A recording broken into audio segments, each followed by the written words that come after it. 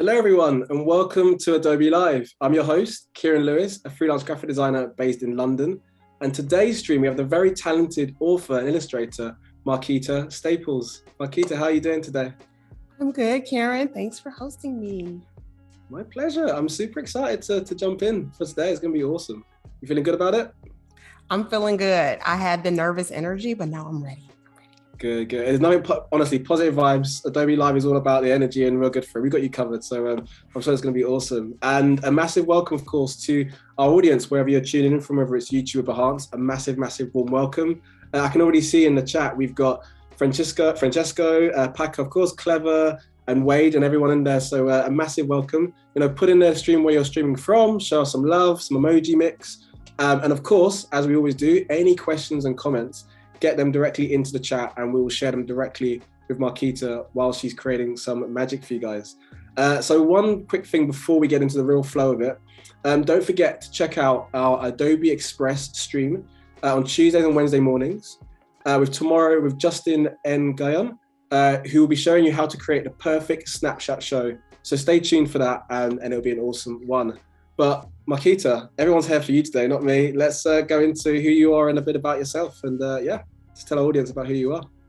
Okay. Well, hello, everyone. I'm so happy to be here. I'm Markita Staples, and I am a children's book author, illustrator, publisher, all the fun things. I think you guys can see okay, perfect. You can see my screen now. So I put together just a quick couple of slides. Let me get into my iPad. Okay. So this is my brand, Curly Crew Books, and that's what I'm going to be illustrating today is a page from that book. I also have a coaching and consulting service. I self-publish that where I talk about how to publish your own books. Wow. So I put together some pictures just to kind of show a little bit about me. I'm originally from Detroit, Michigan. I live in Atlanta now. Over to the left, to the right is my life in pictures, right? Little girl. It's cute. Thank you. I had to put that one at the top. I'm the youngest and I have two older brothers. And like this picture with the snake is just perfectly, it tells you my story, my struggle. I love that. Growing up. I also play the flute and I wanted to mention that just because I'll talk kind of about my journey as an artist, but I started off as a musical artist and that's kind of what I did when I was younger. And then I discovered art in this form later. I recently had a birthday. I went to Tahiti. There's a picture of that. And then on the right, thank you. It was months ago. It's kind of late. Okay. And then to the right, you see my family. I have a husband, Keith, and two daughters, Emerald and Autumn, who are the inspiration for my series. And at the bottom, you see my family. We had a big gathering last year. You'll also see that picture pop up later because they are my inspiration for some of what I do. These are my books. I currently have So I'm showing 6 here. I have 6 different titles, and then I have some different formats, like a different version of some of the similar books.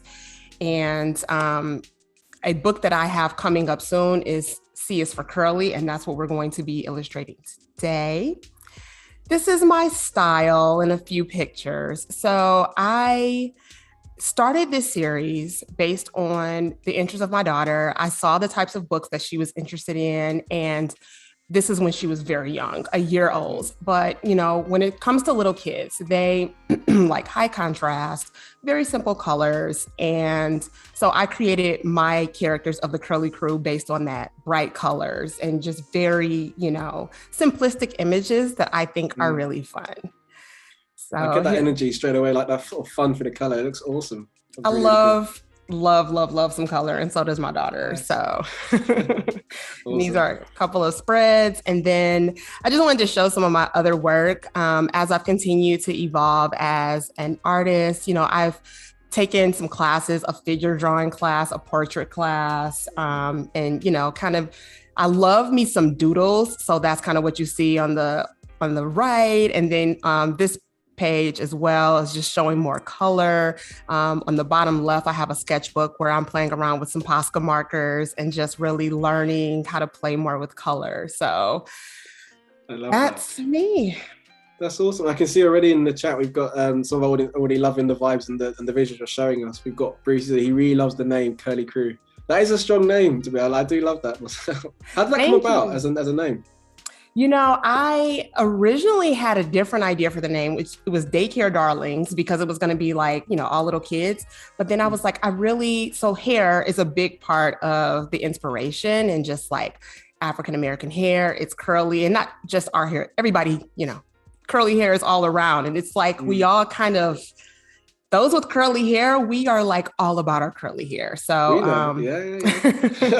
that's where it came about. Funny thing about the name though, almost everyone pronounces it Curly Q when they first, I don't know if that's a snack or a character, but everyone says Curly Q. It's funny. Curly, Bruce got it on point when he said Curly Q, so he's good for it. He's definitely, but I do love the kind of like repetition as well. It's cool. It's a nice short and sweet name. So yeah, we're both rocking the curly look to that, and the pink t-shirt as well. We realized that when we first came on, right? So we're good for it. Good day for pink. Awesome. So again, so for anyone who's just joining, by all means, what are we working on today? So we're gonna have a real flow of your design process today. Yes, let me head on over to Fresco. So we are going to be working on a spread from my upcoming book, C is for Curly, and it's the ABCs of curly hair. This particular spread is V is for versatility, and it will basically shows a young girl, and she has different hairstyles, right? And that's pretty much, it's been my entire life. One day you've got braids. Last week I had faux locks. Mix it up. Nice. Just mix it up. So that's what we'll be doing. I started with a sketch. And my plan was to have the sketch completely done, but you know what? We're going to do some sketching first. So I think that's kind of fun. So we can kind of finish up a couple of these characters, and then we're going to go into inking, and then we'll color. And tomorrow we'll probably have to kind of finalize some of that artwork, and we will also put it into the final book in InDesign tomorrow. So nice. That's a strong plan, Markita. I like that style. And again, you mentioned about starting off with some doodles. I know, so especially for those who are kind of used to the Adobe Live Chat, it's quite cool to sort of see that beginning stage and that sort of transition from the draw and the scribbles, and then you see the process. So I know for a fact, I'm pretty sure everyone in the chat is down to see that. And again, any questions that you guys are itching to ask Markita, please get those in the chat, and we'll share them straight with Markita. And I can see we've got some good comments already. We've got Sean who said, if I had hair, those were the days. So we're bringing back some of the what did he say was the days? If I had hair. So perhaps I don't know if you're bored, Sean, but it's all, you can embrace, it's all good. If you got curly hair, you got straight. Show some love to the hair crew today. Right. I totally get it. When I had my daughters, my hair texture changed and I lost a lot of it. So I can relate. I love that. So right now I'm just finishing. So I decided that she's going to be, and she's doing different things every day. She's jump roping here. She's playing in the rain with an umbrella here. And here, I think she's going to be doing a puzzle. So I found this reference image and it's just a little boy. And so this is what I usually do. I mentioned earlier, I've been drawing for about 2 years now. And before that, I probably had not picked up any type of drawing thing since I was a kid.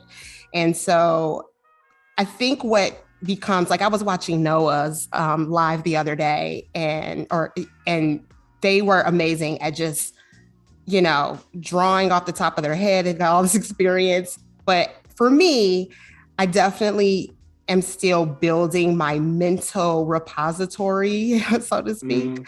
So I love to just pull up a reference image and use that to, kind of figure out the placement where things need to go.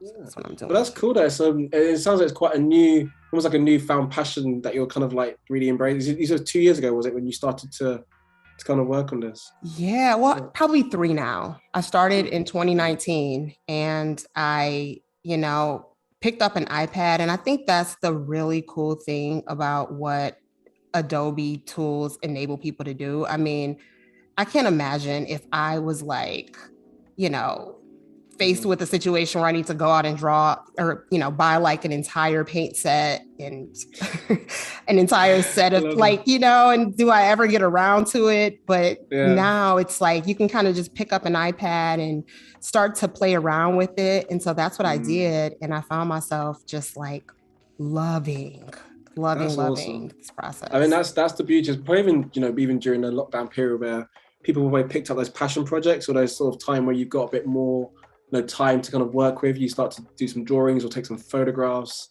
It's nice to really, really explore those kind of inner passion things as well, which is really cool. Oh my gosh, Sean in the chat said lockdown project. So yeah, I mean, I guess it's those kind of projects where you might, depending on your work, if you're freelance or you're full time, you have a bit more time on your hands, right? So you can really embrace and do those projects. So if anyone in the chat, again, if you've even done some projects or even done some drawings or scribbles, during that period, get those in the chat. We'd love to hear about it, I'm sure.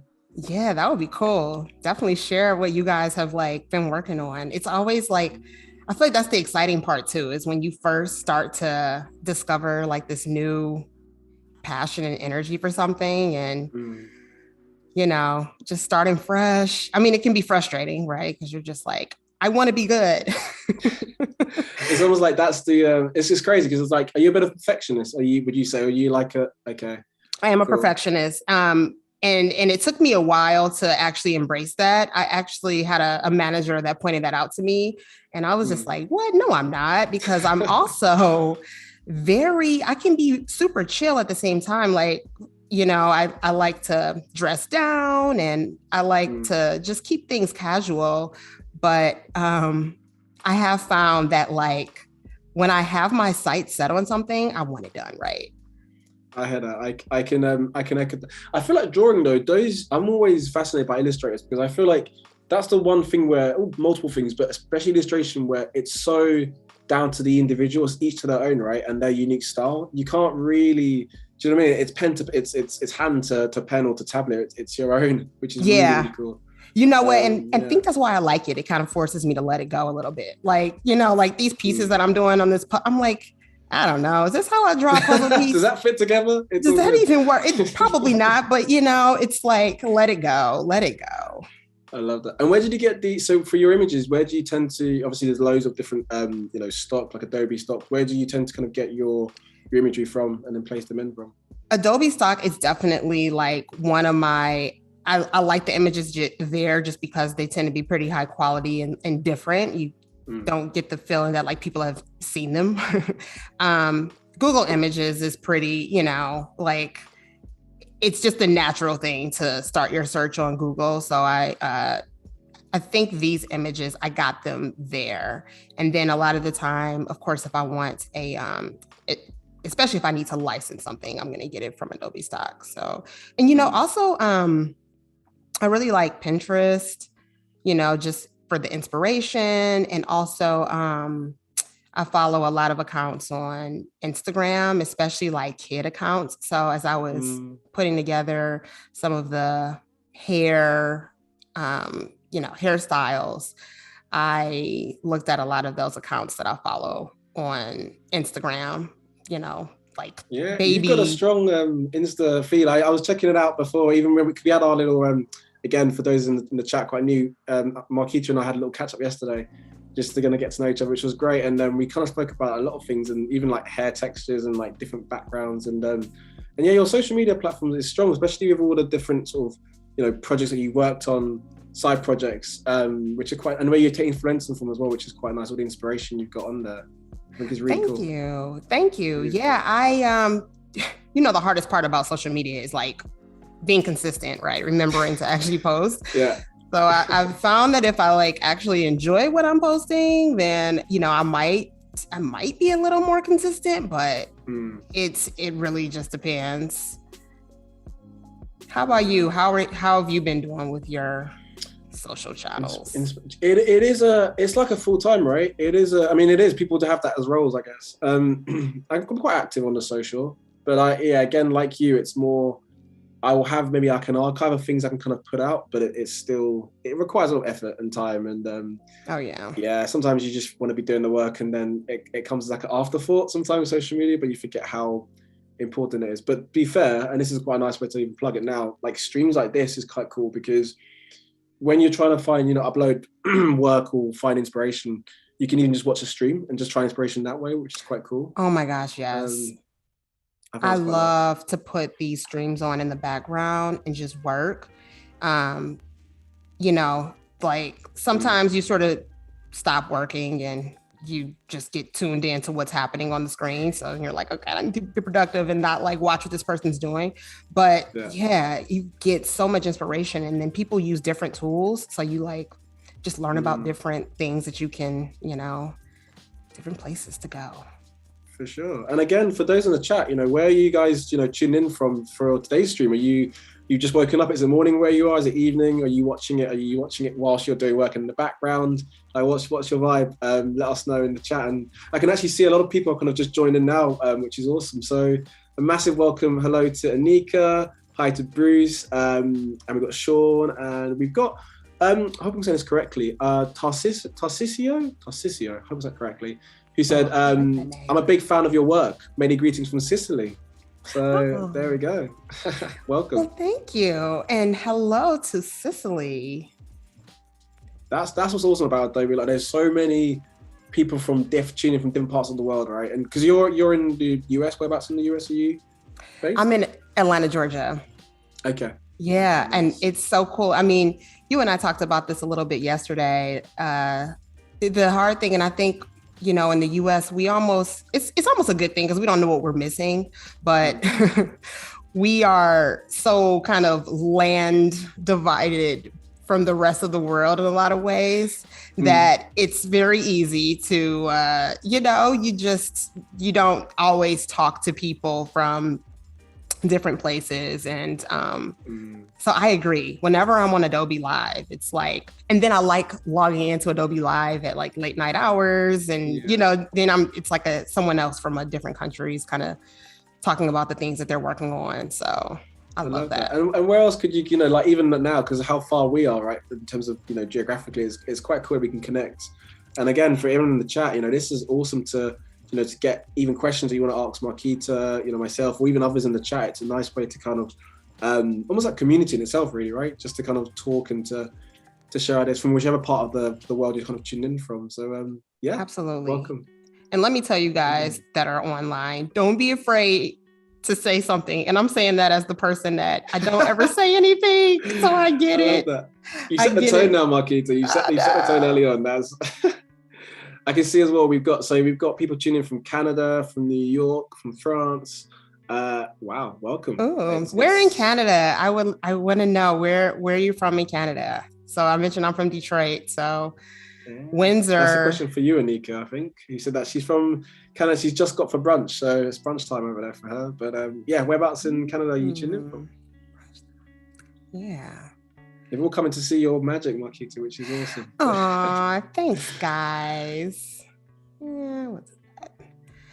And what I'm doing right now, for anyone that's just tuning in, I am, I thought she was going to be crisscross applesauce, but now I'm seeing he's kind of got a butterfly pose going. So we'll see what that looks like in the end. Sometimes I just sort of leave the sketch a little unfinished and I figure it out when I come back to it.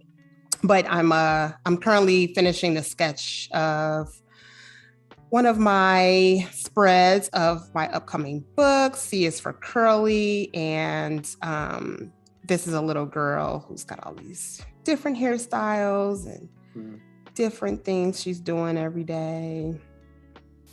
I think one thing I picked up on when I was checking your work out, Markita, is the kind of concept behind the project and behind the book and the idea of diversity, right? And trying to share and almost educate those out there about Black culture and about the hair texture, because sometimes, and I get that vibe from your work, it can be a bit misinterpreted about the hair textures. Do you get that kind of vibe sometimes of the work that you do? Yeah, I mean, honestly, that was probably my biggest thing when I decided to illustrate this book. So we live in Atlanta now. At the time, we lived in the Bay Area and in California. And my daughter, when she was born, her hair is very unique. She's got kind of a reddish, and then it was blonde at one point, and curly. So in general, her hair is unique. And there were a lot of kids that I like, kids are just kids. They're like grabbing her hair and they're just kind of like, oh, wow, what is this? And it was cool to see the kids explore, but then it also made me realize like, in a lot of cases, the curly hair people are not as recognized or seen, or we don't know all of the different types of hair. So, my first idea for a book, it's just funny to think about this, was I wanted a touch and feel book for hair. Okay. I thought it was such a good idea. I mean, I still think it's a good idea. It's just, I learned later that like, it would be very expensive to produce something like that. You'd have to do it in like a really large quantity, like not a self-publisher quantity. And then even like, I don't know, to make it safe for a baby, more thought needs to go into that. I still think it's something I would love to do or would love to see. I would love to see. There's something in there. You feel like that idea of, because a lot of the work that, and especially when you mentioned about book, is kind of related to stuff that I do editorial and book covers, but there's definitely something in there where it's something that's tactile, something where it feels, physical rather than it just being digital. But yeah, it's those kind of little logistics where you mentioned if it's for young babies and whether it's small parts or it's those elements you have to kind of iron out. But you should definitely pursue that. I think there's something in there. That would be cool. Yeah, I think it'd be fun. We'll see. I have so many projects. That could be Adobe Live Part 2 where you bring in the your book cover with the human hair. That would be cool. I know. My goodness. People will be like, oh, what is... I could just see babies too. Like, they're definitely going to eat the hair for sure. Yeah. They're going to, so you gotta make it, my brain was even thinking if it was like edible, but then there'll be no book left, right? If it's just literally just the scraps of a book. But that's as far as my logistic of a book planning goes. Oh my goodness. We've got Izzy in the chat. He said a sensorial book. I love that style. That'd be cool. And that's exactly. I mean, my daughter is a sensory seeker, and that was a big reason why I was like all about the touch and feel book. So yeah, kids love to learn that way, like combine all the senses, if possible. Put some sound in there. You could do all the things. Mix it up. Yeah. So what we're doing, so I can see now you kind of, the strand of the hair, you're kind of going down. Is that right? Yeah, so this hair here. Yeah. Yeah. So this is going to be a braid, and I actually, you'll see, I pre-inked this because it takes a long time. So yeah, I guess I'm going to leave her body alone for now, and let's just jump into the inking, and I can start with the heads because their heads are pretty much done.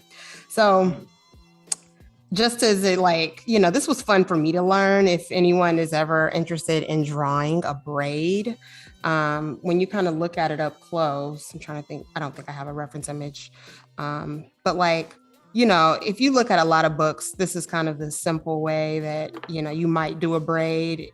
But then if you look into the details of it, you have like kind of a, this pattern here going on. And at least this is how I kind of learned to do braids. But that's cool. So, it's nice to sort of see the process of how you kind of break it down. It took me a while to really I've been studying some braids. Like I spent way too much time looking at braids. I even in my class that I took, this portrait class, like the teacher was like, "What? Like, okay, just scribble." I'm like, "No, I will not scribble." You're fixated on the braid. It needs to be done. So yeah, so this is where I've completely done it, and you can tell. I mean, it takes a good this probably took me a good, I don't know, 45 minutes or so to get through this, but it's therapeutic. You start to get into a zone. So that's really cool though. Really, you can see that again, even though it's repetitive, it's that detail or attention to detail where that's really, really cool what you've done there. Thank you. So I'm going to, let's see, I'll go to her face, and I'm using the, so Kyle Webster has an everything brush, and I was like, assignment understood. I will use it for everything. I kind of use it for everything. I use it to sketch. I use it when I ink. It's just a very, very like versatile brush. And just whilst you're doing it, I'm quite curious. So again, if for those in the chat, if you're quite curious about, Markita's design background or influence, but a question I want to ask you, Markita, is, I mean, are you kind of self-taught with Fresco that you're using now? Or was it something that you watched tutorials, or how did you kind of go about, getting almost, inspired or lost in this kind of program that you're working on? Yeah, good question. So when I first started, and, if anyone sees my Behance profile, I show my journey there. I attempted to just do it on my own. And it was bad. I did not know what I was doing trying to draw. So I actually found a course on Udemy, and which is like, one of the online platforms where you can pretty much take a course on anything. And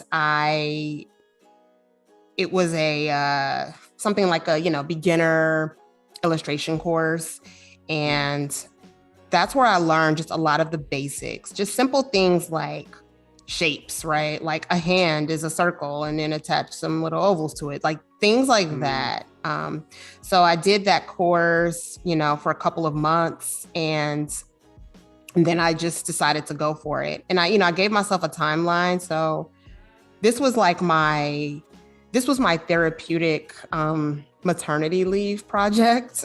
That's cool. So, I had some time off work, and I was like, look, I can go crazy or watch a lot of Netflix or like take up something while I'm, I'm out. So I told myself, like, I want to start illustrating this book while I'm on leave. I don't necessarily have to finish it, but I just want to start. So that's what I did. And that's very cool. Yeah, that's really cool. That's cool as well. Like to hear that story of, how it's kind of, I mean, and it's quite fresh as well. Like you said, it's not been 2 to 3 years that you kind of recently, got into it. It's amazing to kind of see the come up and the journey so far. It's really cool. Thank you. Yeah, it's kind of, I enjoy looking at some of my older things too, and just kind of seeing like, oh wow, I've actually, gotten so much better at this. So I mean, now you're flossing on Adobe Live, Markita, doing your braid design. It's looking good. I love that. It's fresh, and I can see as well. And everyone in the chat, they're absolutely loving what they're seeing right now. We've got Christine who said, "I'm really enjoying this presentation. I understand about drawing detailed braids. This reminds me of some illustrations that I've done too." So you're inspiring everyone, Markita, with what we're doing. Oh, yes. Christine, tell us, I want to know what kind of hair and stuff you've done. Like, do you do like similar kind of braids, or I want to know about that. I appreciate that. It's really like, so one of the reasons, I talked a little bit earlier about how I've started doing like some courses and talking to others. I feel really passionate now about the fact that art is so accessible to so many of us, and we just have never really tried it, because I would have never thought that I could illustrate and do these things myself. And I mean, is it like, I look at, for example, Vashti Harrison is, she's the, illustrator of Hair Love. And so, and like, just probably she's the GOAT when it comes to, children's book illustration, especially that features like little Black kids. I mean, am I on a Vashti level? I would not even attempt to make a claim like that. But, I'm on a Markita level, right? So I do my thing. And I get better at it. And I get so much positive feedback from parents saying that their kids love the books. So super fulfilling. I mean, that's what makes it that's a really good point, because it's this project as well. It's not just yourself. It's that's finding, excitement and enjoyment from it. It's other people, especially young children. And it's inspiring to an extent, a new generation of kind of kids coming up, which is awesome. And you never know that one child who picks this book up and thinks that they want to maybe do their own book, which is really, really cool, I think, to kind of almost plant that seed in terms of like inspiration, and they kind of go off and do their own thing. Absolutely. I agree. What's really cool for me to see is my daughter is like completely an artist. Like she is, there are pictures I put this Curly Crew banner right here because behind me, it's kind of crazy back there. But she's like all about her art. And so I'm like, you're definitely going to have a job. That's cool. You're going to have to do like a collaboration piece, like a collab. Absolutely. Like mother and daughter special edition, like absolutely with a touch and feel cover, right? I don't know. That could, there we go. I've sold it. You can run with that idea. That may be when it happens. Yeah, I want to come back to that. So again, that was a lovely question and a lovely comment, Christine. So yeah, please get those questions and comments, you know, that you're dying to ask Markita, and I will definitely share them across. Yes, please do. I can see Wade as well, our lovely moderators, put in some links as well to some brushes. So again, you know, definitely get exploring and having fun with it. And I definitely know that with a lot of Adobe Live that we do, there's always, you know, downloadable links or things you could follow on and kind of do your own. So to definitely get watching, even after, you know, myself and Markita have you know, shut up shop, definitely keep on watching some more Adobe Lives and basically just have fun and explore and basically have fun within your line of work. Yes, I'm kind of new to brushes. That's one reason why it's been helpful to take some classes for me and experience different drawing mediums in the physical form. Because, for example, I was looking at like charcoal brushes, and like there's a vine charcoal and there's a compressed charcoal and all these other different types of charcoal. And so I took this figure drawing class and I used charcoal, and now I'm like, oh, I see that one is softer and it's a little darker. And so that has kind of helped demystify brushes for me a little bit. I mean, there's a lot of option, right? It's a kind of, you almost feel like almost Willy Wonka or Chocolate Factory moment. It's just like, which one do I really start with first? And, you know, I think that's why I tend to go to this Kyle Webster everything brush, because I'm just like, I will get caught in the decision fatigue, and like I'll keep redoing stuff with different brushes. And so I keep it simple, but I do use the other brushes for some different things. I love that. And we've got a question for you, Carmen, actually. And it actually kind of leads on to a few more things I want to touch about in terms of, you know, helping young people. But Carmen's question is, if you are just starting out, what's the number one thing that you would suggest? Like, for example, programs or classes, things like that. Yeah. So let's see. I think the path that I did was a one that I would recommend. Find a class, like anything that's accessible to you. Like, it's great to do things in person if you have that available. And if not, like, I mentioned, I think Udemy and Skillshare, and also Adobe Live. So like, let's say right now you're watching this happen and you have an iPad, you know, maybe you are drawing along. Also, I like that Adobe has these challenges. I've done a few of them myself where they'll say, like, at the end of this challenge, you'll have like a sticker or something like that. And they give you the starter files. So that's really cool too. But yeah, just, and another thing that I definitely have to mention, because I found it like helpful, is, having a good idea of like your vision, where you want to go. I had, I mentioned Vashti Harrison. She's always been like a big huge source of inspiration for me. And so we have like her pictures kind of all over the place. And some of the books that my daughter at the time, I didn't have my other daughter, but some of the books that she really likes, I would kind of use those to guide me, and I would try to redraw some of the things that, some of those illustrations. So yeah, I said a lot, but definitely, like, I think a course, and then honestly, even on YouTube, you'll find a lot there. But once you get started, I mean, seriously, I mean it. Like, I used to believe that everyone, like, period, like, you can draw, like, we all can illustrate children's books. Everyone can do it. I still kind of think that, but I have become aware that there are some people that are just like, that ain't me. That just, Yeah. this is my lane right here. But still, you know, you figure out your limits. It's funny. I always think to myself, like, we all kind of start off maybe, not necessarily all, but I would maybe generally as a baby or a child, you know, you maybe pencils or paper or paint, and you just, you know, everything is having fun and being creative. And there's no such thing as a mistake because you're having fun with it, right? And then you kind of then branch off into different strands of, you know, adult life. And some people tend to stay in that creative space and some people don't, but they dabble in as well.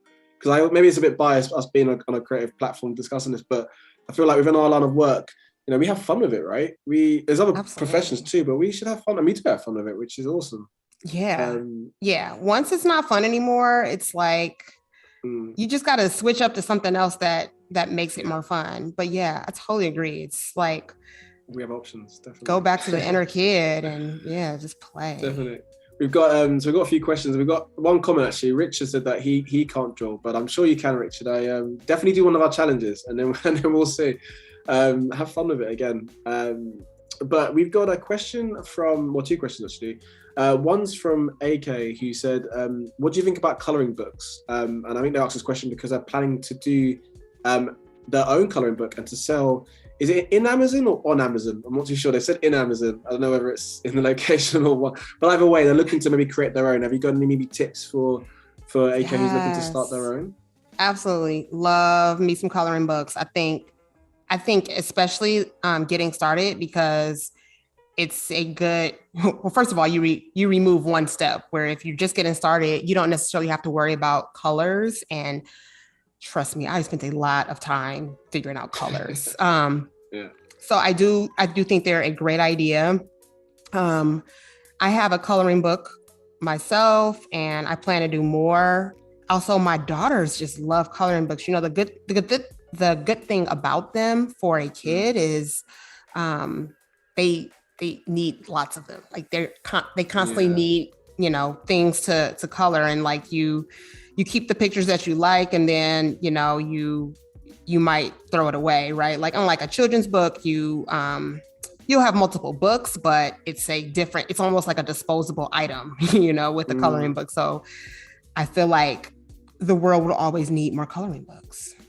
For sure. Do you know what I'm going to sound like the worst person by saying this, but I got a birthday present from, and I can't remember who it was, and it's a terrible thing to say because it was an awesome present. That's the worst thing. But it was an adult. It was a coloring book, but for adults, and it was like super intricate. It was all to do with nature, and I mean, I hope that person's not watching the stream now because I'm so sorry. But it was, and I still yet to really get in it. But I remember thinking, one day I'm going to really set time and just have fun and just draw. But a question I wanted to ask you, Markita, like with drawing coloring books, or even when you're younger, were you the kind of person that would draw in the lines, or would you kind of go off piece and just?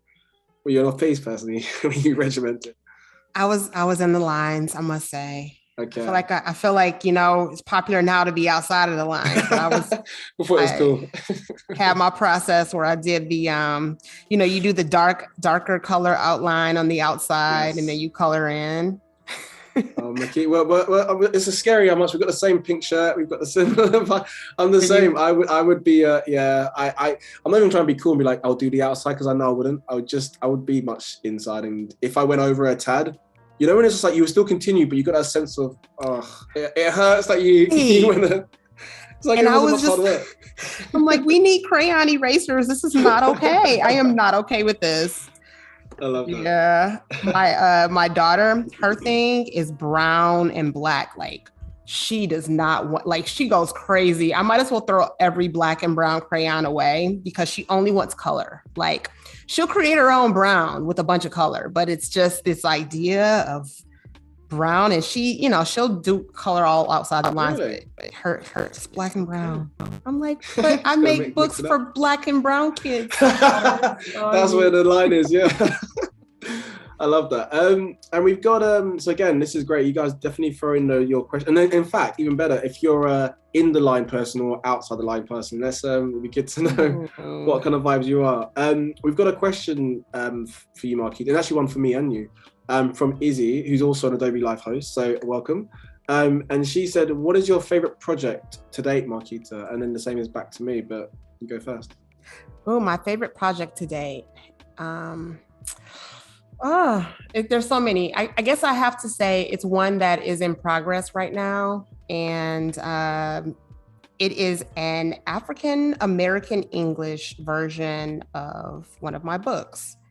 And so it's basically, there's this African American English or African American vernacular that a lot of African Americans speak. And it's not a different language, but it's a kind of a dialect of English. And so I am taking one of my books and translating it to to AAE.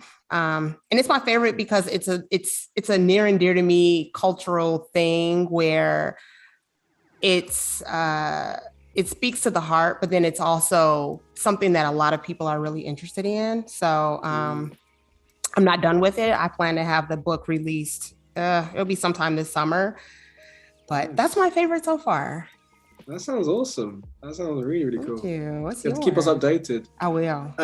I feel like, because again, yesterday when we had our little, catch up before, it's one thing I realized both of especially in our line of work, it touches on race and design and the community. And my favorite project is similar, and it's a hardback publication touching on like racism in the UK. But it's all about,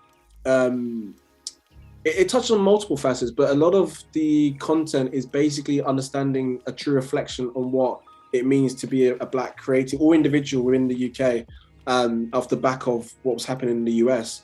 But it's interesting because I feel like a lot of my work and your work, Markita, it does have some similarity. Even though obviously yours is for children and mine is perhaps for older audience, there's still that connecting strand of it touching on community and on race and design. And it's for me, those are the projects that where you just relate to it on a personal note. It's because again the content is very, very hard hitting and very, very deep for sure, but it's still getting the message across. And regardless of the color of your skin, you're still able to hopefully be inspired by it. That was a very much long-winded answer. I wasn't expecting to give that one, but yeah. But we're talking about the things we love. Like you can't do it any other way. Is this a book that you wrote, Kieron? Or what? No, I'm not going to take credit for that. So it was in collaboration with HarperCollins, publisher who I work with quite regularly.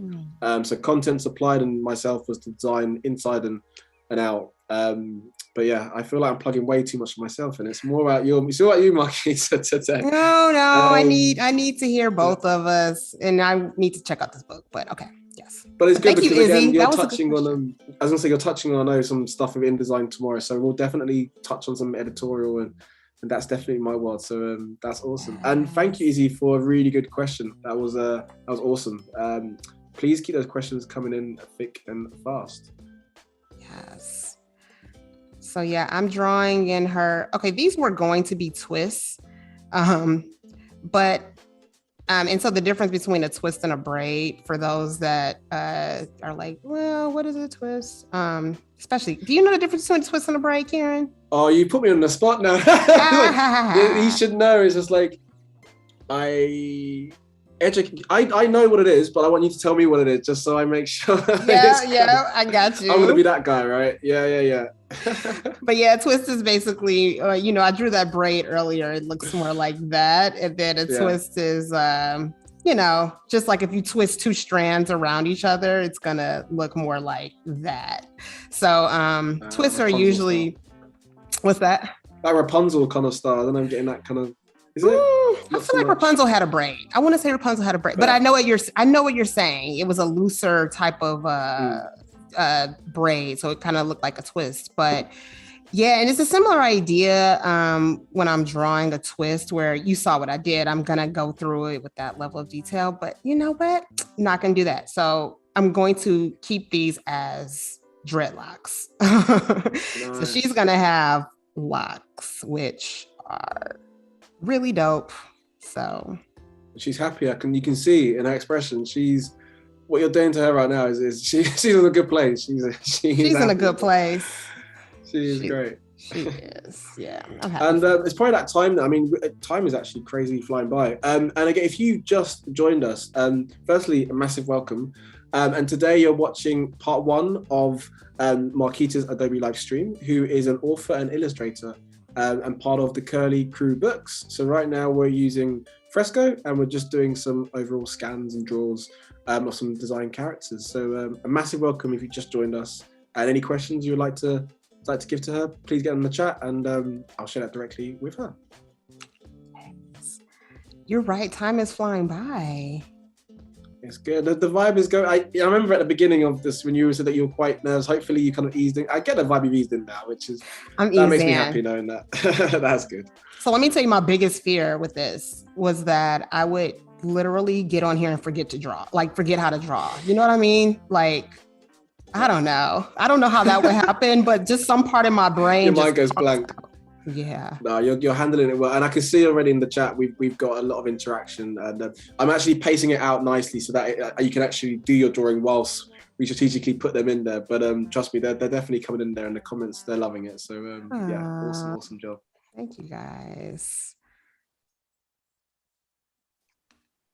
I'm hoping, so my goal is to at least get done with all of this inking here. It's funny because when we were talking about, prepping for this, and it's like, make sure you have enough to do. I'm like, that's never my problem. My problem is I take on way too much. I'll be like, okay. And in fact, funny thing about this drawing is they did not have bodies. These were just heads of little girls. Okay. And I was just like, no, I need to add more. I need them to have bodies, but I think it makes it so, yeah, right? Like, yeah. So. But you can have just like floating heads with like really cool hair.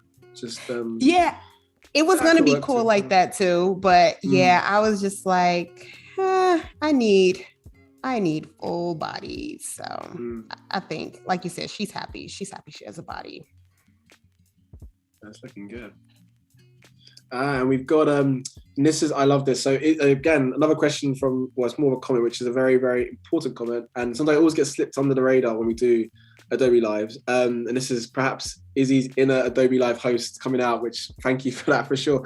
She said, don't forget to save. We always have to, it's something we always, and I know I'm guilty of it as well, when you're having too much fun, because we hate to lose any of your work for tomorrow, which you might have a pre-save already, who knows? Yeah. Plug for Adobe Creative Cloud, it just does it, right? Boom. I mean, if I'm not mistaken, this thing is saved. It is happening magically in the background for me. And that, I was using a different drawing app when I first started. And this was the reason I switched to Fresco, because the autosave, I would get so nervous that I was going to lose my iPad and all my work would be gone. And like, I would try to, put it in Google Drive occasionally and do all that stuff, but I would forget. So I was like, oh my gosh, give me an autosave. I like...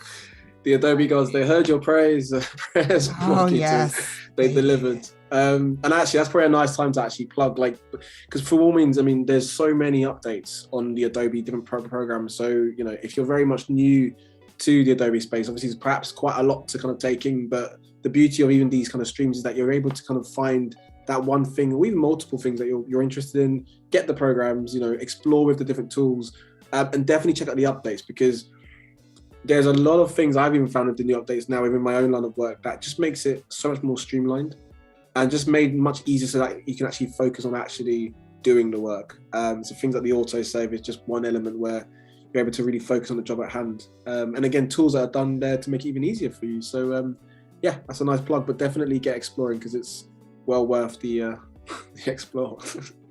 Yes. Yeah, like the last update, one thing that they added, I don't know if I'll get to use them because my line work is it's not as neat, but you use the fill tool to like fill things in quickly. And there's this thing called reference layers. You'll see when I get to it. It'll be like, you're keeping us in suspense, Markita. I love that. It's you gotta stay tuned for even longer because that's gonna come up. Do you ever find I feel like it's been there for probably forever, but there's that function where you hover over a tool and it almost has that mini video, mini clip, and it shows you what you can. I found that so useful because I know there's certain programs like my bread and butter, like InDesign, but there's certain Photoshop. For me, I'm always learning more. But those kind of things are quite cool. There's little features where you're able to hover and you get a feel right for what it can do.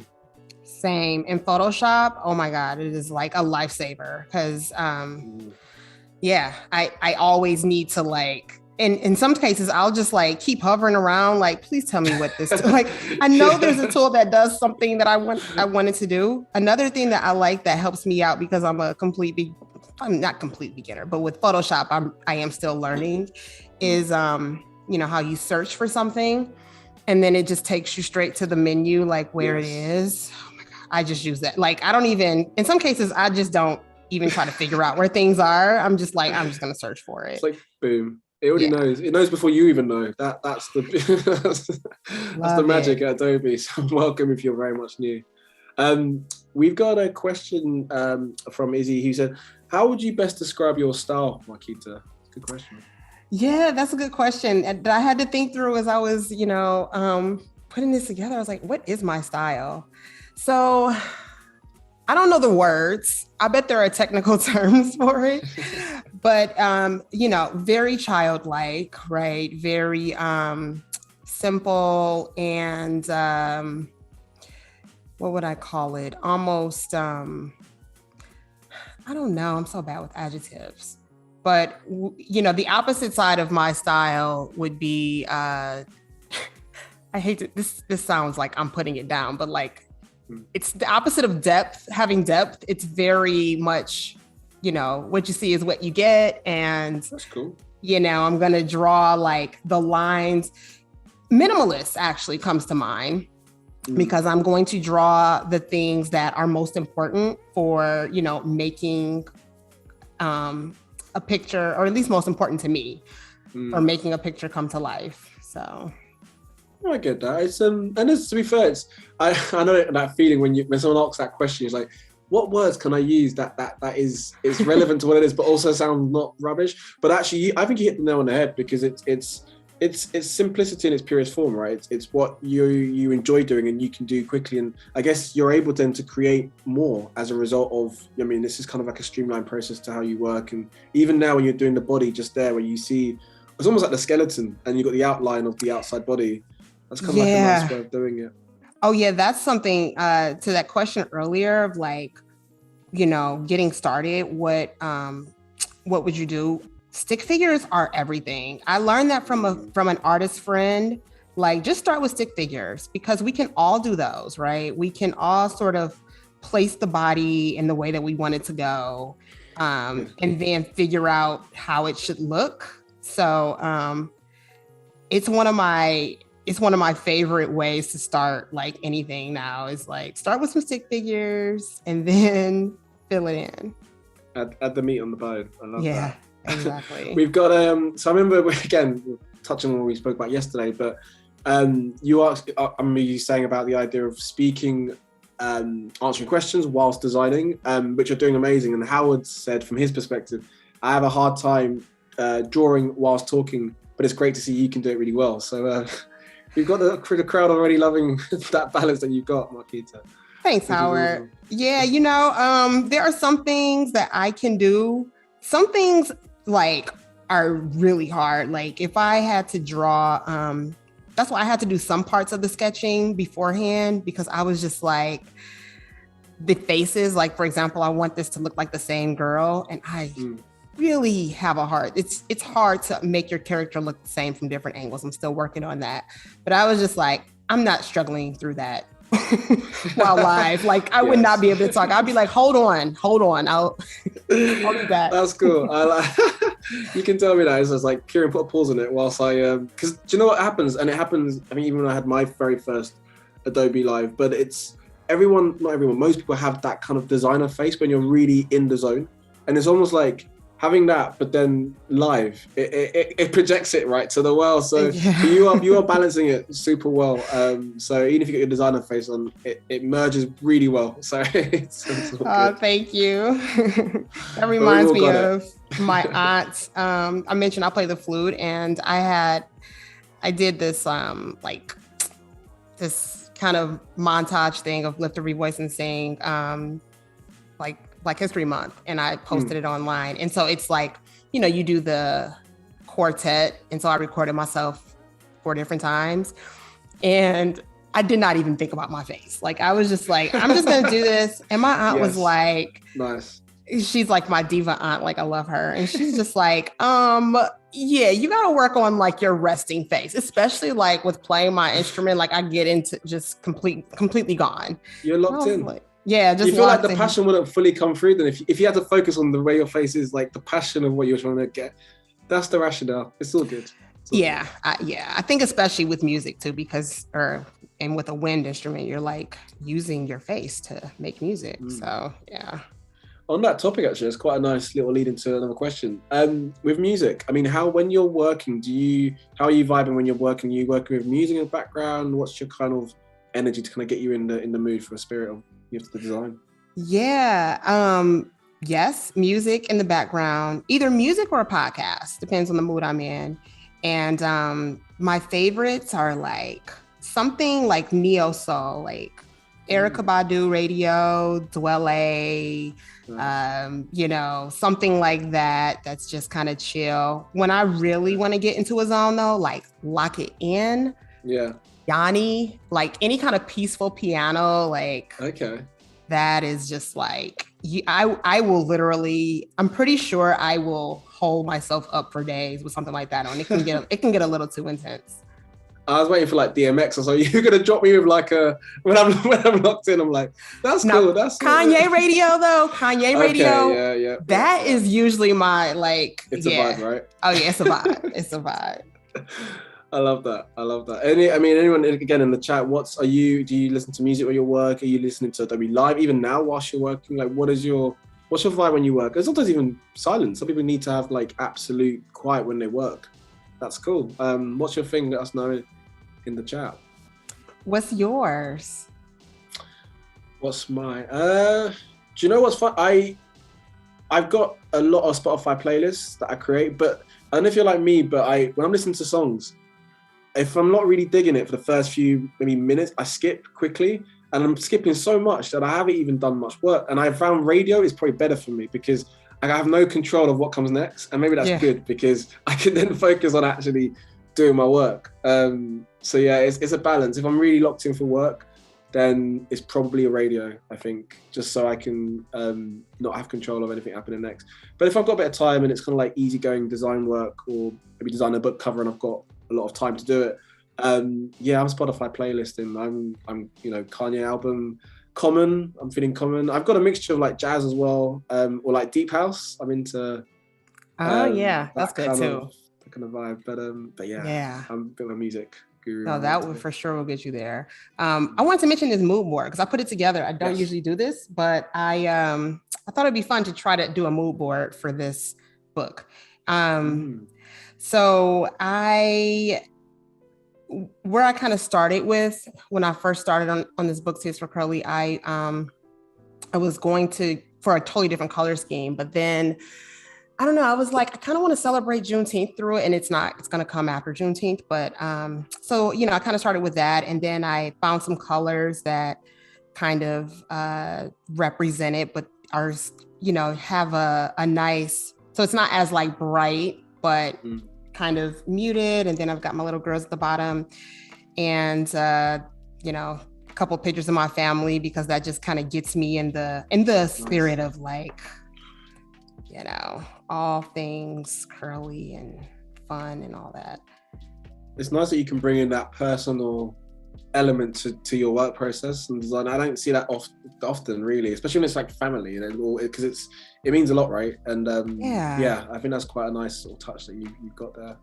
It makes it easier for some reason. I mean, not for some reason, but it definitely is like, you kind of have a source of inspiration to draw from. And then I use, I don't know if any of my family is on, but this is one of my favorite photos. I'm going to use my little cousin Elle for her skin tone. And I'll often use the eyedropper tool to come up with some colors. So shout out to Markita's family if she's on the chat. Y'all better be on here somewhere. I was like, come. No. So let's see. I'm going to go to my other favorite brush is like the most basic, literally the basic brush, but it's nice and opaque, or not opaque. What's the opposite of opaque? No, opaque. When you don't see through something, that's opaque, like, right? Yeah, when it's solid, you mean? Solid, yeah. Opaque. Oh, solid, yeah. So I like it. Oh, so I mentioned the eyedropper tool, but I don't think I can use it, or not the eyedropper, but the reference layer. So what I can do is, I can't do it because I can set this as a reference, and then it like knows where my lines are, so I can just kind of drop it in. I don't know. It's just, that was a recent update. But I was like, they added that. But it's not working great for me here, so I'm not gonna use it. Is that because of the lines that are not joint? Yeah. When I have like very clean lines, it works great. But that's okay. We get the idea though, which is cool. Yeah. So this is an eye picked from was it your cousin you said? Your cousin's skin tone? Yeah. Nice. Yeah. It's always like kind of fun for me to start with a person that I know, and then I'll may change it a bit, but I think this one will work. I think I like it.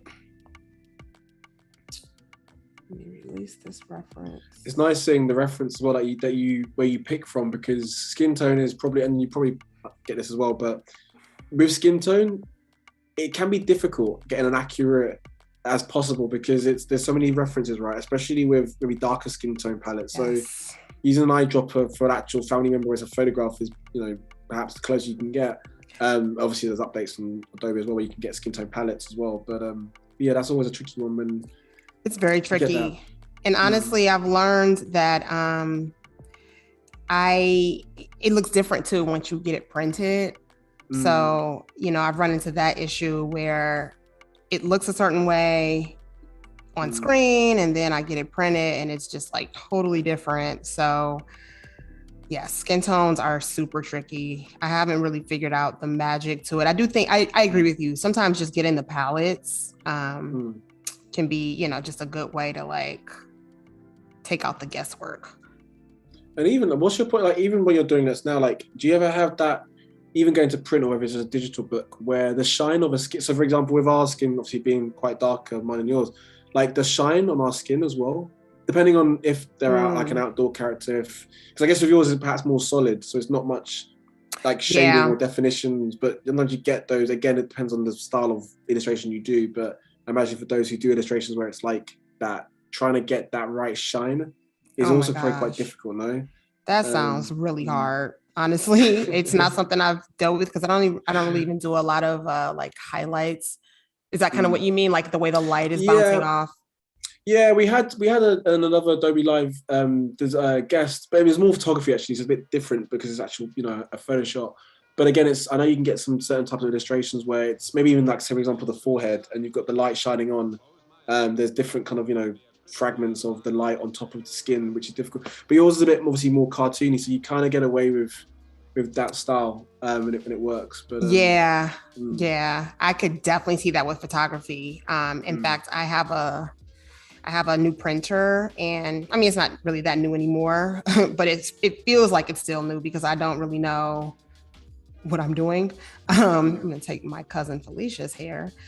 And so I've been trying to print some photos, and I run into that exact problem because I'm looking at it on the screen. It's one thing, and the calibration behind getting the colors right, it is just, it's hard. You need a good printer who's like on side, where if things go not you like, they flag it, because I think having printers on side is always a little tip for, especially if you're quite new into our industry. Having a printer on side will always help when especially if it's a print or a publication, because you never know if things slip through the cracks sometimes.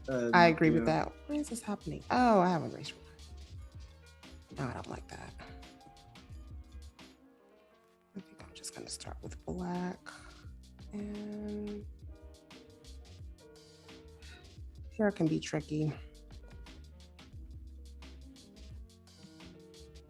I think I'll go with one of my other browns. Okay. Looks kind of green though. Oh. Is that against the color of the? Yeah, it's bouncing against. Let's see. Yeah, it's a bit of a trial and error, isn't it? Where you have to kind of like dip in, dip out, and then just. Yeah, it is. That's the process. It is. Yeah. I'm not liking it. I'm not feeling it. Not digging it. By the way, you have a very beautiful family. I just saw like everyone looks good, man. Looks sharp. Very beautiful. Thank you. Trying to get brownie points if your family's in the chat, by the way. I know, right? Yeah. I love those guys. They're amazing. Nothing like family. I wish I had more family here in Atlanta. So for the most part, everyone's back in Detroit. We're spread out a little bit, but a lot of the critical mass is in Detroit.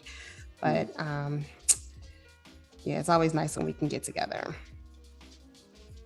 In terms of, on that topic of sort of location, with the books that you produce, do you tend to maybe have them maybe stocked in your area, or maybe is there any some like further sea outside of the US, or where do you kind of get an opportunity to kind of stock some of your books? Yeah, I actually, I'm glad you asked that, because I just got my first order from a store in Belgium.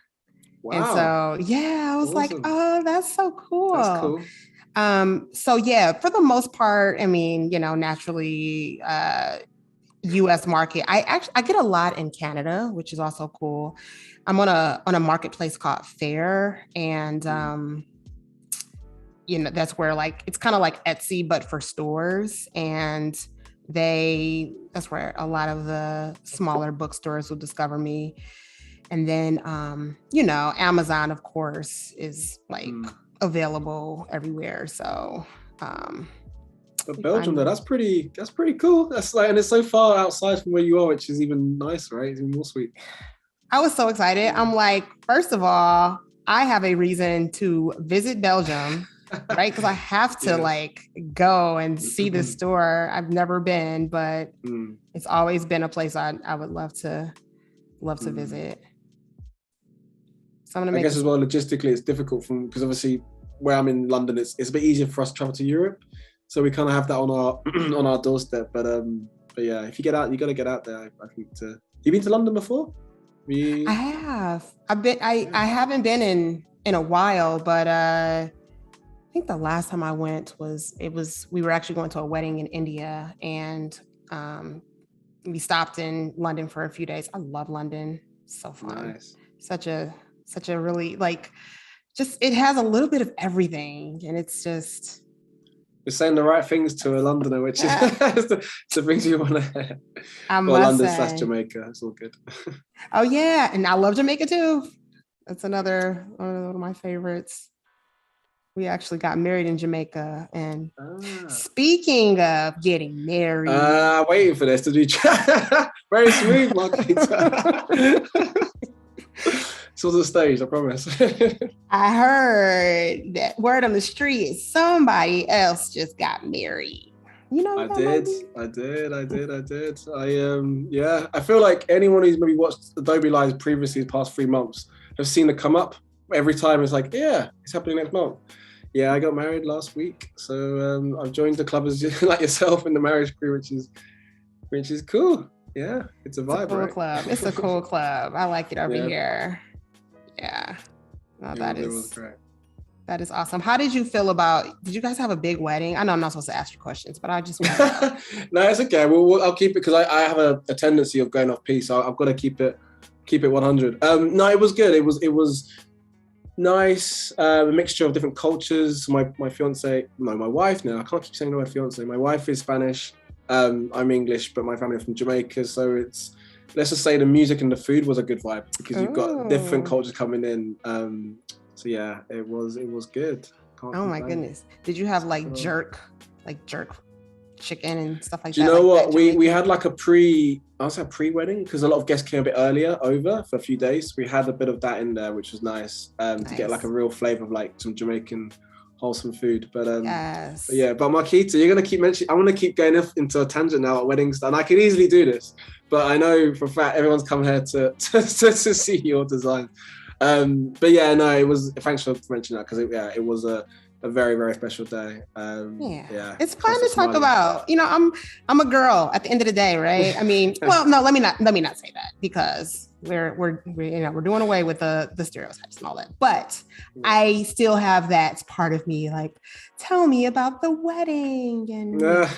You asked for a picture yesterday, Rona. I love the first time we met, by the way, so with those tuning in now, we met. I feel like we've known each other for much longer than only yesterday. But when we first met, Markita was like, it hasn't been an hour. She's like, send me a picture of your wedding photo. And I love that. Like the energy was already there. It was not random strangers. I wouldn't do that, but I feel like I'm comfortable with you. So I will send you a picture of my wedding photo. So.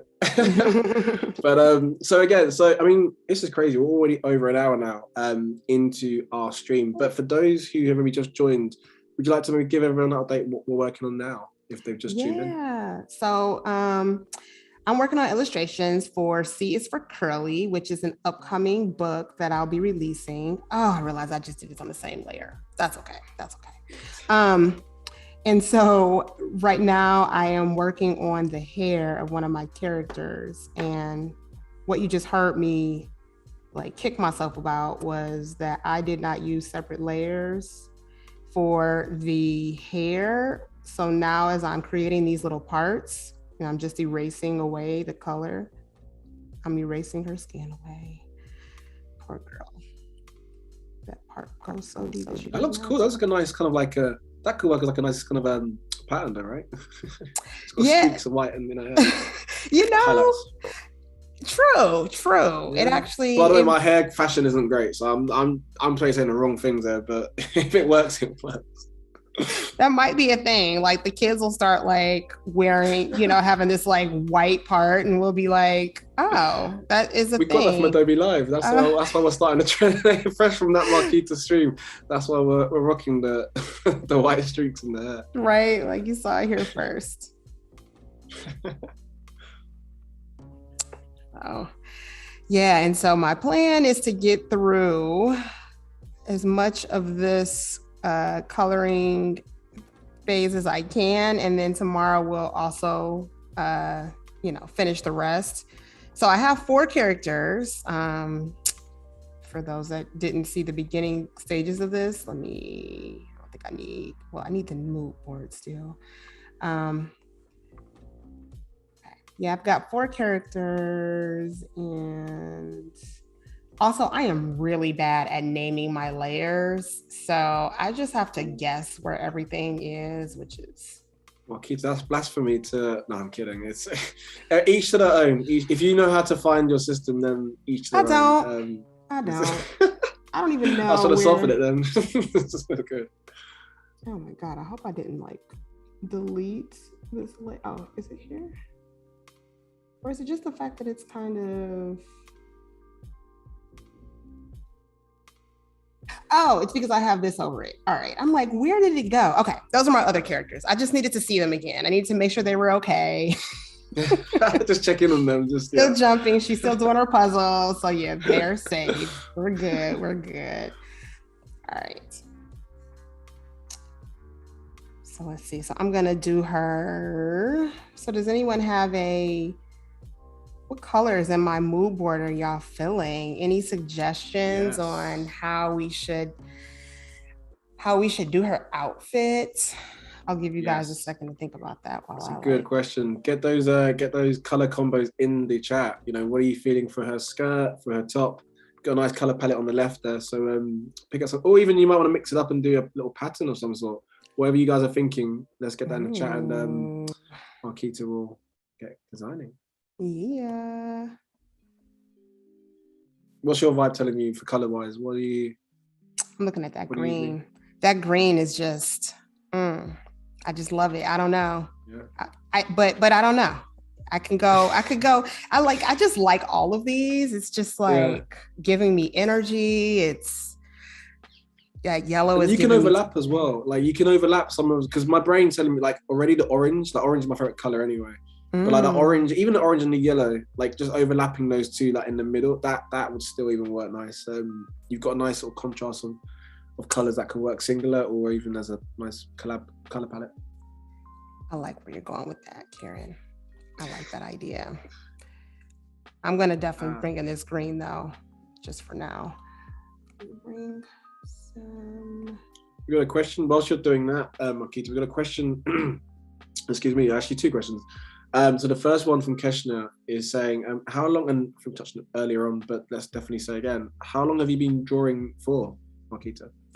Yeah, I have been drawing. So I started in 2019. So it's been about 3 years.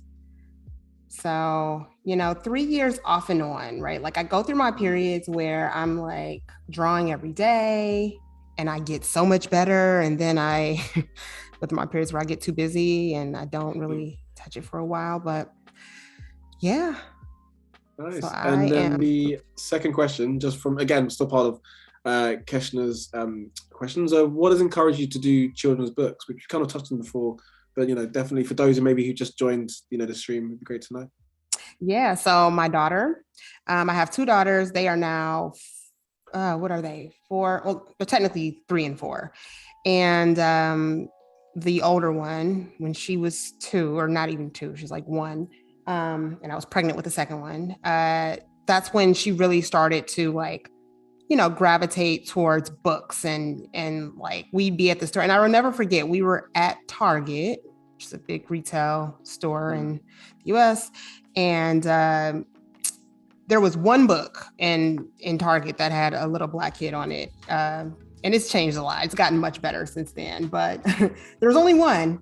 And she just immediately went to it and she grabbed it and she's like, I want this book. And I didn't feel like it was just more of a advanced picture book, like a lot of words and more detail. And I'm just like, there's no way you're going to sit through that.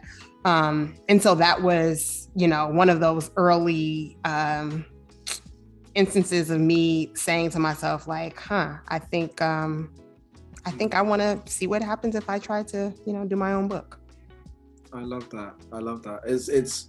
It's almost like when there's it's almost needed to be done, right? Because it's almost like it's happening a lot more, and that's amazing. Where, Black, brown, all different variations of different people are kind of creating their own things for their own communities. But when you see that there really is especially with younger children, where it's almost needed for them to kind of to grow and to be more educated, you kind of have to kind of pave the way yourself if it's not there already. So that's cool that you saw that there, and then you thought, I need to actually make something as a result of what I've just seen. Exactly. Really cool. Yeah. I've never thought this was a path that I would go down. My background is in business. I've always been kind of a creative person, but I haven't done anything creative as an adult. So it's been such an interesting journey. Nice. On that topic of, we mentioned to the chat about what color palettes is everyone digging. We've got Izzy who said, and this could work on maybe the green trousers, but like a banana pattern. So I want to maybe like a banana like shapes or even like fruits could be on the grass on the green skirt. That sounds cute. Little bananas on the skirt. Wait, did she say bananas or she said banana? Yeah, banana pattern, please. So maybe like bananas or even the colors or the shapes. But I guess it's the idea of like 2 colors like kind of collaborating with each other, which could work quite cool. We're doing it. I would never think of that. So we got to do it. See, if it was me, I would go off piece and start doing like superhero. Like, I know he spoke like just and you rocked up in a Green Lantern shirt and told me you don't like superhero. That threw me off police massively then when you... I have to tell people right away because so many people love the whole superhero, like it's a superhero culture, and I have nothing against superheroes, but it's never something that's good to come up with me in conversation. It's all good. It's each to their own. And is it even cherries as well? Maybe cherries could be quite nice, but yeah. I could see cherries. Okay, so fruit in general. Once I get the gray in this shirt, I'm doing it. So I can at least do that before we jump off. Because are we like, no. Oh, we go to 2. Okay. I was like, we have 10 minutes left. I know, we're good. So we've got about 20 minutes, I'd say. 20 minutes left. All right. Longer, actually, I should say. I'm just trying to pace the time, but we're good for time. And I know you're on top of it. I'm like, I just lose track of time, and I'll just be like, oh my God. It's going good. I'm trying to figure out why I can't do this because this is not. All right, I'll close it. And for anyone, I mean, again, if you're in the chat, because the beauty, and we spoke about it yesterday when Markita and I spoke. The beauty of Adobe Live is that it ranges from the kind of audience that we have, whether it's students graduating, if you're just starting out, or even if you're a senior creative in your space. I mean, that's the beauty of trying to connect with different people at different skills and levels. So hopefully you're watching Markita design on Fresco, and you're becoming inspired and seeing her process. So any questions you might have relating to her design process, or the colors, or the tools she used, please get those in the chat. I'm sure she'll be happy to answer them. Absolutely. I forgot to draw the color in this braid. It's looking good though, man. I like the it's looking like a cute character. Yeah, I think so too. I'm like excited to get to this fruit now. No messing about, just like boom, I want some fruit on there. I want the fruit. I like the kind of, it's that hand-drawn feel as well. Even the black outline of the lines, like it's still kept in solid or like slightly roughed, which I love. That kind of that style. Yeah, and I didn't, when I first started, it's almost like I didn't have an eye for that, and so I thought that I was supposed to draw everything like digital was the goal, like make it look digital, and then I realized no, it's actually better to add a little texture and do more with the brushes. And so that's actually what I'm going to do at some point. I'll kind of erase out the opaqueness of these braids, but for now I'm just going to keep them like that.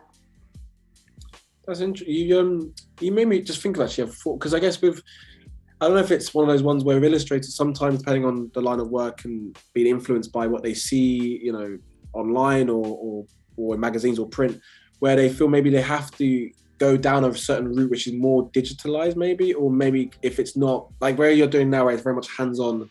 Obviously it's still a brush, but it's still got that sort of etching style. It's not too perfect, but just good enough. I don't know if that's, for me, I love that kind of style because it just keeps that kind of authenticity to it. But you never know, sometimes people might feel a bit more urging to go on a certain route because maybe that's what's maybe seen as more, I don't know, pleasing to the eye. It's almost like going on a whole route of print versus digital, I think, as well. Yeah. Yeah. I think that makes me think of a lot of things, and just in general, how I feel like at one point we did gravitate towards more of a polished, more digital look, because the digital thing, it made things look cleaner. But then I feel like what has kind of happened in general is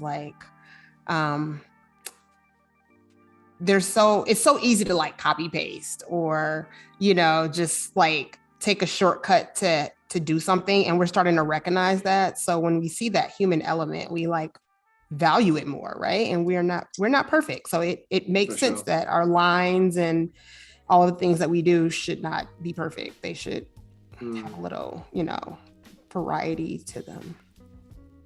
For sure. It's that means it's like drawing a circle freehand, but I know mine will end up like a triangle because I just, that's why I'm more of a digital, I'll be honest. I love print, but I'm very much that being said, scamps, drawing out really quick, layout pages. I will always do a pen to paper first, quick, very quick drawings. But yeah, I kind of miss doing what you're doing now. I haven't done that in years. Have fun with drawing characters, and I used to love doing it as a kid growing up, the Simpson characters and things like that. Yes. So you got a coloring book you need to get to. Oh yeah, I just got married, so that's my excuse for being so busy. Oh, okay. I'm using that card. I'm gonna use that card. Milk that as long as you can. It only worked for a year, maybe, right? And afterwards, I was dude, it's been a long time now. Let it go. We've got a question. So whilst you're doing that as well, from Izzy, who said, "How do you keep yourself motivated in your work when you feel out of it?" Oh man, what a great question, because that happens all the time. It's sometimes I just allow myself not to be motivated, honestly. Sometimes it's just that kind of week, and it means I need to go do something else because I'm just not feeling it. And so that's one answer. Go in the opposite direction. And then on the flip side, what is so rewarding is like these moments in life, like being on Adobe Live, where you either experience something different or you just kind of have like something where, your work pays off. And so then just kind of riding that wave of like that thing that's like making me happy. So, I just look for those little moments and, and then I think that's another thing also that's helpful about social media is, you kind of get the community on there too. So sometimes people will ask me like, hey, what's going on with, whatever, a book that I mentioned in the past, or like what, or it could be anything. So yeah. No, I love that. I think, you hit the nail on the head with the word, community, because I feel, especially with Adobe Live and other, design streams where it's, we all kind of want to see how people work. I mean, that's kind of like the underlying, because we're all so different, right, in our skills and techniques. So that's the beauty of it. And it doesn't have to be so polished, because I mean, within my line of work, I always appreciate more understanding the things that went wrong, so that you're able to then work on something better in the future, in opposed to it being so polished. So that usually revolves around, the process of an actual project rather than maybe the final thing. But it's what makes us human, right? Which I think is nice. So that was a good question, Izzy. And even for yourself, Izzy, or anyone else in the chat, what do you, because it all happens to us, especially within, not just within the creative space, but within work in general, what do you kind of do to kind of keep yourself motivated if you're feeling a little bit low, or your energy level's a bit low? What's your thing? Let us know in the chat, please. Definitely during the pandemic, I think that was like, that had to be everybody's biggest challenge, right? Just like pandemic fatigue and for sure. Staying motivated. There's so much Netflix you can cram in one day. Yeah, there's a lot going on. Yeah, for sure.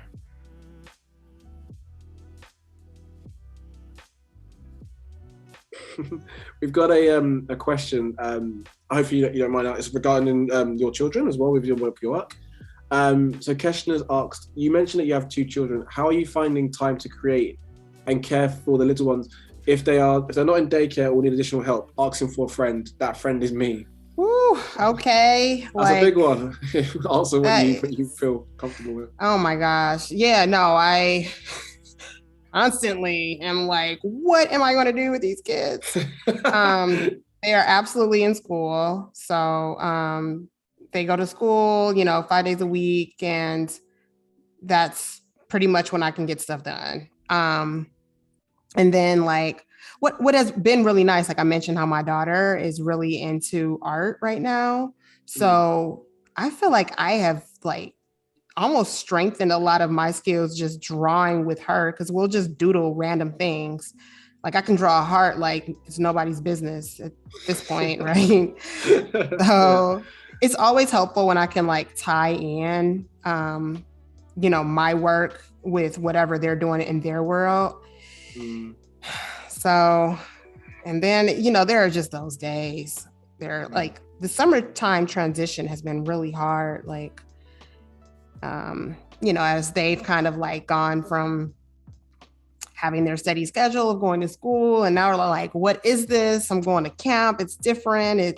I'm not, and so it affects their moods. And there's a lot. It's, just off the back of that, I've got a lot of friends who, most of my friends are freelancers, but some of them have, 1 or even 2 children. And it's that in itself, trying to balance, right? It's the life balancing act, because within our line of work, it's we have fun, we enjoy it, of course, but it's also balancing the life elements as well, whether it's if you've got a family or you're by yourself or whatever, it's just life things that come in the balance of it. And if there's ever a period of our lives, it's probably during that period of the COVID, the pandemic, where, the lockdown and you really get tested, but which is why it's so important to kind of keep yourself and that creativity afloat, to try and balance things out in the long term.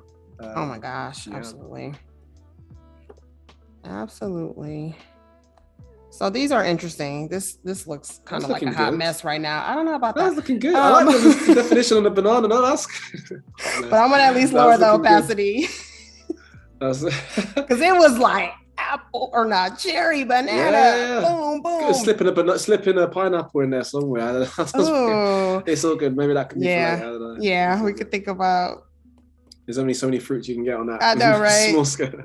And I think we might have said apple, but cherries were just in my brain. So I was like, you're going cherries. It's cherry season right now. And oh my goodness, it is like my favorite. Are you guys into cherries? We don't have cherries in London. Of course we do. I want to see how far along we get with that. There's cherry season. I guess. Do you know what? It's funny because I'm looking over here, but we've got a fruit bowl over here. But I'm just looking now. We've got predominantly like pears and apples, not bears. Probably bears lurking about somewhere. Pears and apples. We have. Do you know what I like? Grapes. I'm a grape kind of guy. Yeah, I do love grapes. Grapes are probably number 5 on my fruit list. I mean, we've got to go for the numbers now. In the top 10, though. Cherries are probably number 1. Okay. Love me some watermelon, especially like it's summertime. It's perfect. I love pears. Pears are new for me. I didn't like pears for a long time, and they're underrated. They are massively, gosh. I think. I say underrated. How do we get on that topic of fruit? I don't know. I guess because of the banana. Yeah, so we went off into, well, maybe more myself. We did. But yeah, I'm good for it. I love it. I can't remember her name who took us here with this fruit, but I think it may have been Izzy as well. Was it Izzy? Another Adobe host. So love those kind of off-piece questions, but it's still related to creativity. So please get them in there.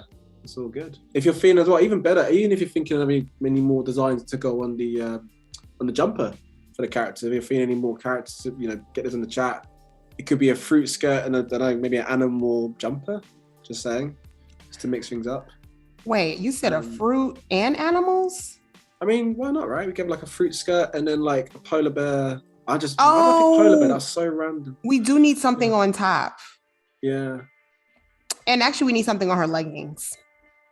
Okay. So there's lots of room to. We have the possibility of creating layers. All types of possibilities, and I think she's gonna wear the same thing for all of them, just so that we know that she's the same person. She has that magical spin where one side is different to the other color. It's like, right. That's cool. If that works, it's a character, right? So it can be anything you want it to be. Could be anything. I will say, for simplicity, I usually don't draw a lot of detail because just to keep it simple, and I have all these books because I don't have a lot of detail, but I like that this character is going to have more. So I think this is I feel like I'm growing as an artist during this live. It's like, it's taking me to new heights. We're seeing you grow as well. We're seeing the process, which, excuse me, myself as a host, and I'm sure those in the chat are loving as well. It's been cool. We've got a question actually from Keshna, who said, what is the most challenging thing for you to draw? Oh, wow. That is a really good question. I guess it's when characters are like in different poses than I'm used to.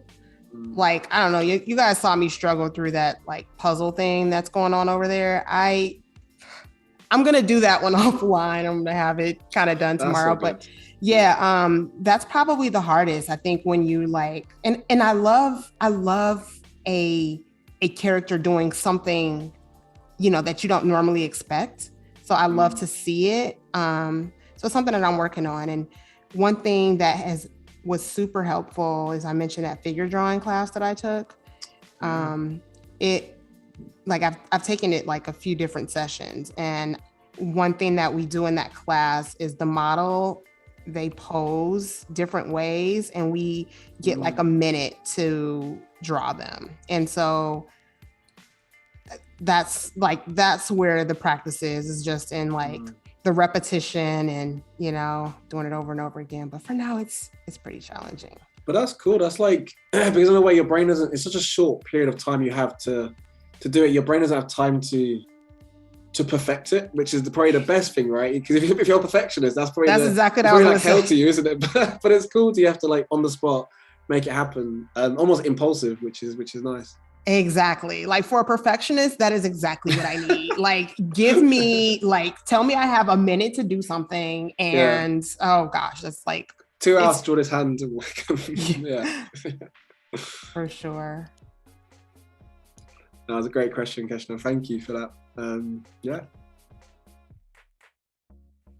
I just realized I don't really like, I don't like, whatever. I'm not gonna perfect over it. I just don't love her hair color. But I can probably fix it pretty easily and just add some like darker highlights, just a little light for me. And on that topic, whilst you're sort of doing this as well, I remember we spoke yesterday. It'd be great to maybe share a bit more if you like to. You mentioned about doing courses as well. So obviously you spoke about you've gone to classes, but you're obviously looking to create courses to help individuals, right? Yeah, I am. You know, I've done just kind of a lot of one-on-one, like people that may come to me and just kind of ask for like, hey, how can I get to the next step of doing this book? And what do you think about like someone that may like try to illustrate it themselves? They kind of ask for my feedback. And so I think a course, like I personally love courses. I am all about like, I just love to learn. And so I've never put together a course before. So I just think it would be kind of a fun challenge for me. And it'd be like a good way for, you know, for me to kind of share with others. So the first course that I believe I'm going to do will be one around children's book illustration for like complete beginners. When I first decided that I wanted to illustrate my books, I was looking, for one thing, I was looking for exactly that course. Like somebody tell me like how I can like illustrate just for the purpose of, you know, of books, because, you know, one thing about illustration, that color is better. I like that color. One thing about illustration is, you know, you can get really deep with it, right? And when it gets to the most like aspirational form of illustration is usually like more detail and like things that are just more complex. And I was like, I don't know if that's where I want to go yet. So for people that are just kind of looking for, you know, getting started, maybe you're gonna begin with a type of illustration that is, you know, not as detailed, or even if you want something to be as detailed, but you just kind of want to understand how it works to put a book together, and like things that you have to think about beforehand. Like you want to think about your size, and you want to think about like have a color palette and that kind of stuff. That's what I plan to talk about. So I'm excited. And how could people find out about, is that like via your website, or is that, Yeah, go to my website. So I self-published that is my website name, and I have a webinar that I'm going to do. That's going to be my like intro into it, and that's free. So that'll be next month. So I've got a month to get it together. Nice. And yeah, and from there, I have a blog as well on my website. So I kind of talk about some things there. There's just so many pieces to the, you know, the whole children's book industry. And the dope thing about it is like, people are super helpful. And that's been partially what has made me say like, I want to be a part of like contributing helpful information to people. So yeah. Find it. That's nice. Well, you guys heard it first. I mean, and we've got a link as well from which Wade just put in. You know, definitely after the stream, you know, check out Markita, and of course look out for those courses, because if you're digging what you're feeling now, then there'll be a lot more, I'm sure, to come, and obviously you can get some more tips and advice. So yeah, keep a lookout for that. Yeah. Are you liking this color more now with the it's so much better. Yeah, it was just it sometimes just takes me a while to see it, and then I have to, and then you know what's going to happen. I'm warning you guys right now, like tomorrow it's gonna, I'm not going to spend like a ton of time on this, but I'm probably going to look at it a little bit and be like, let me change some stuff up. So, you know, because I don't know if you have the same thing, Kieron, where you are working on it for so long, and then you come back to it later and it just looks totally different. And you're just right away, you're like, I got to change this, but you couldn't see that earlier. Even more so if you're doing like a live stream like to like an audience of people, and totally get that. I mean, you're cracking the code. It's looking cool, and I think I can't remember who it was. It may have been Bruce in the chat. I hope I got it correct. But the balance as well of you answering the questions as well as designing, it's that in itself is an art, and you're perfecting it well. So it's looking really good. So if you need some time to refine it, that's totally natural. And it sounds like you're a perfectionist like myself, so I feel like you kind of have to do. I'd be the same. I'd be the same. I'm working on it. I am working on just like, look, it's okay. Yeah. You don't have to like make everything better. Some things are great. Do you? I'm quite interested actually to know on that topic of being a perfectionist, and it touches on like saving. Do you duplicate folders as well? Like, do you, like, for me, for example, I'm designing a project, I will save one on a hard drive, save one on a Google Drive, just for peace of mind, knowing they're saved at different places in case.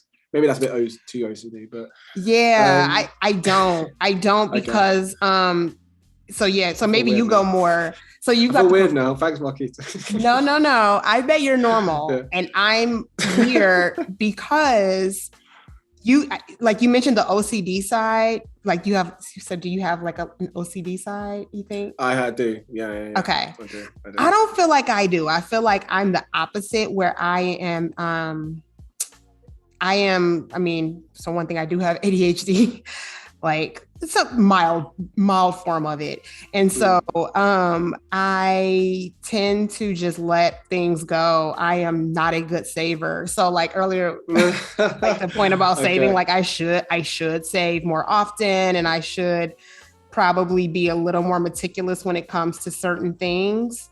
So so that's why I never saw myself as a perfectionist, because I'm like, no, I just sort of let everything go. I don't, but when it comes to certain things, I just like, I can definitely. Each to their own, right? Each to their own. And I think it's, especially with how because we're so, obviously everyone's individuals, and I think it's how you tend to operate best. And I think sometimes with perhaps being a bit biased as a freelancer, but sometimes I feel with freelance, it's a little bit because you are your own person, you are your own company in a way where things are kind of in your, it's in a certain way that you've actually designed it to be. So for those who are quite, I don't want to use the word control freak, it's not a nice word, but I know I'm a bit of a control freak. Sometimes being a freelancer is the perfect avenue. But that being said as well, there's benefits to being, full-time, working in a collaborative, working with a team. There's a lot of, there's pros and cons, but yeah, I'm trying to learn to be a bit more loosen up and chill, but saving is always a number one tip for us all to remember, because it happens to the best of us. But I mean, that's why like the autosave was made for me. Like it was created for me. Yes, we plugged that autosave a few times. I mean, and it's obviously a broader thing, but in general, right? It was the reason I moved from, doing things on my desktop to the cloud, like Google, Docs and like everything that has an autosave. I'm just like, thank you. And at this point now I'm spoiled by it. I'm like, you don't have an autosave. Like I have to hit save. What? You're expecting that. I love that. It's just like you mean it doesn't come with a save. It's just like it should have been here already. I love that. When you get to that stage, you're expected to have. I mean, if Adobe keeps giving us the gift that keeps on giving, right? With all of the updates, so it's almost like every time you think what they could be doing, it's probably pending and it's going to be happening soon. I imagine. Yeah. Hard at work. Fun with it.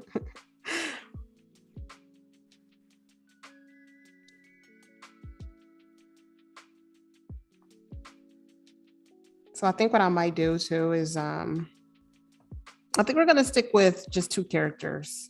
I don't think I'm going to do those other 2 for now. Yeah, we're in a good place. I mean, I'll say we're probably about, this is very precise to say this, but like 11 minutes, 11 or 12 minutes. So maybe a few minutes on here, and then maybe like a nice little recap of the day as well. And then a bit of what we can maybe expect tomorrow, but not too much, so that people come back for part 2. We have to keep some suspense, right? Keep them in suspense, yes. So yeah, like a solid 11 minutes and we're good for it. Awesome. By the way, I see the love as well in the chat. We've got Jay just said great stream, so he's had to take off, but hopefully you've enjoyed it. Yeah, it's all good. Yay. Thanks. I hope it has been enjoyable so far. I mean, I personally love watching people create. I mean, it could be drawing, it could be like editing. It's just fun. And that's one thing I love. So lately I'm super into TikTok. I know you said you're not cool enough for TikTok. I'm not cool enough. But you know what? TikTok isn't for the cool kids anymore. We're all there. Okay, there's a place for us. I love that. There's a place for us. Okay. And it's really heavy on like process stuff. You know, there's so many like behind the scenes, watch me pack an order, watch me do this, watch me, you know, like anything you can think of. Like I feel things that on Instagram, it might be like, oh no, it's not, you know, it's not fully done and polished yet. Not polished. Like, yeah.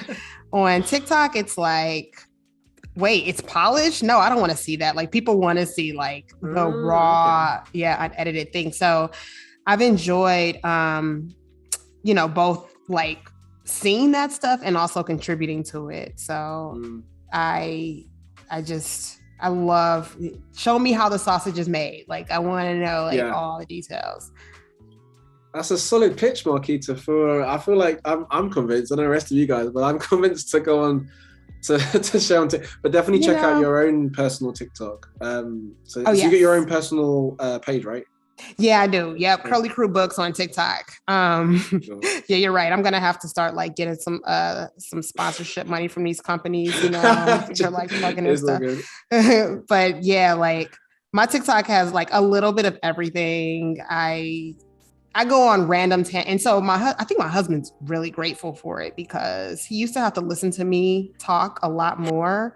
And now I can just kind of go on TikTok and, you know, have my rants of whatever it is that I have on my brain for the day.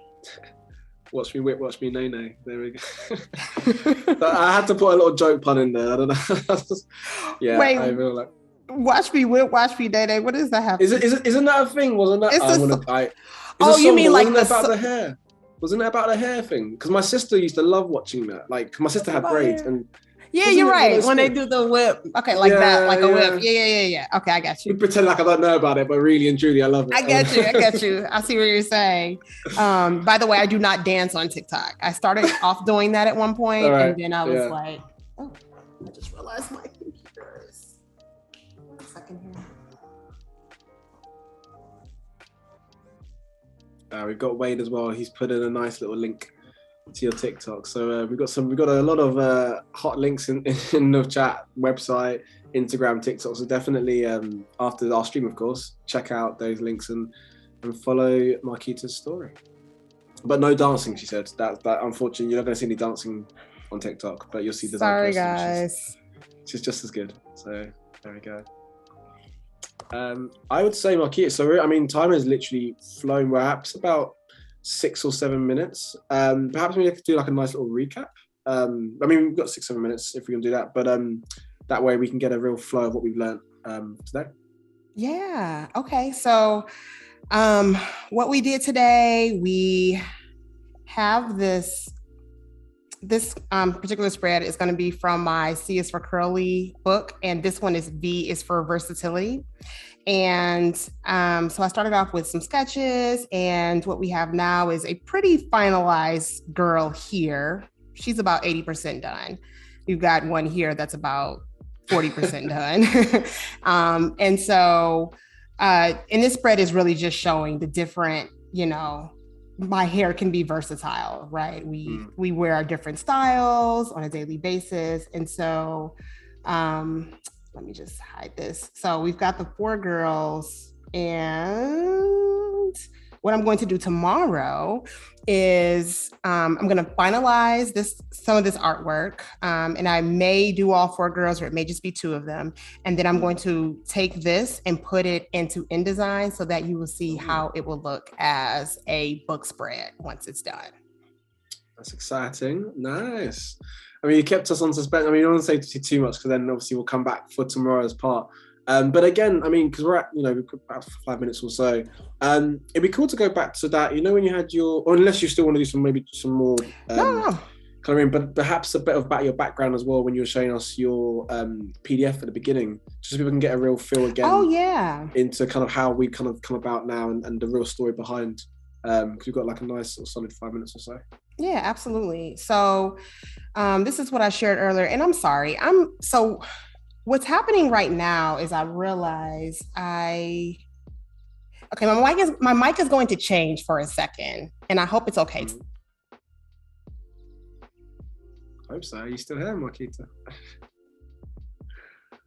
I hope. I don't know. You may have frozen. Hopefully while she's coming back.